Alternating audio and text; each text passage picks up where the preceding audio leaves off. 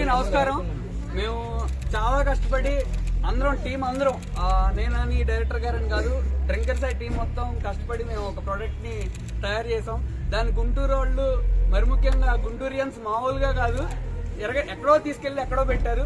దానికి నిజంగా ఇక్కడ అందరికి చాలా థ్యాంక్స్ అండి.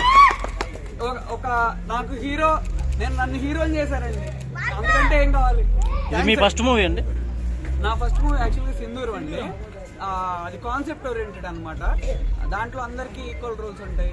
హీరోయిన్ కాకుండా హీరో కానీ హీరోయిన్ కానీ శివబాలాజీ గారు. డ్రింకర్ సాయి అనేది ప్రాపర్ మూవీగా నాకు బాగా హెల్ప్ అయింది ఈ మూవీ. ఫ్యూచర్లో ఏమైనా పెద్ద డైరెక్టర్తో ఏమైనా తీసే ఛాన్స్ ఏమైనా ఉందా? అండ్ పెద్ద డైరెక్టర్లు అవకాశం వస్తే ఎవరైనా చేస్తారు కదా. రావడానికి ఇది చాలా హెల్ప్ అయింది. ఎప్పుడో అందరు నన్ను హీరో అయ్యాక హీరో అని గుర్తిస్తున్నారు. నేను ఏం లేనప్పుడు, నేను అసలు నార్మల్ మనిషి అన్నప్పుడు నాలో నన్ను చూసి నన్ను హీరోగా ఫీల్ అయిన మా డైరెక్టర్ గారికి నిజంగా నేను థ్యాంక్ఫుల్గా ఉంటాను.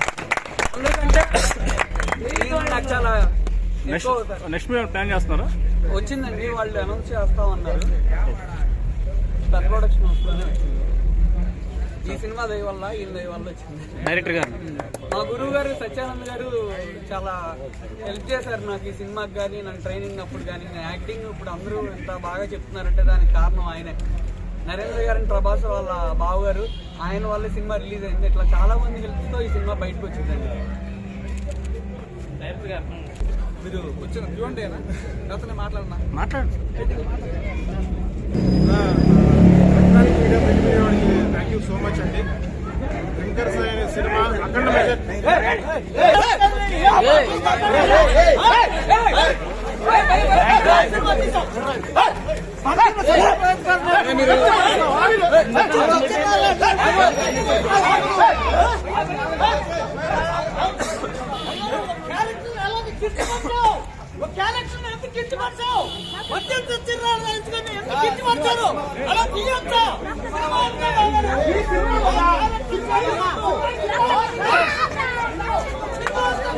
గురుగారైనా మా అభిప్రాయాలు దెబ్బతిన్నాయి కాబట్టి ఇప్పుడు వాళ్ళు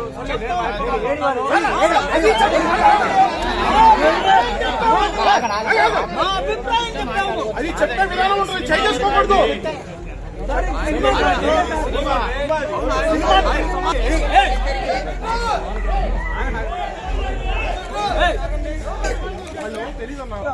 సినిమాలోకి ఇన్వాల్వ్ అయ్యి అలా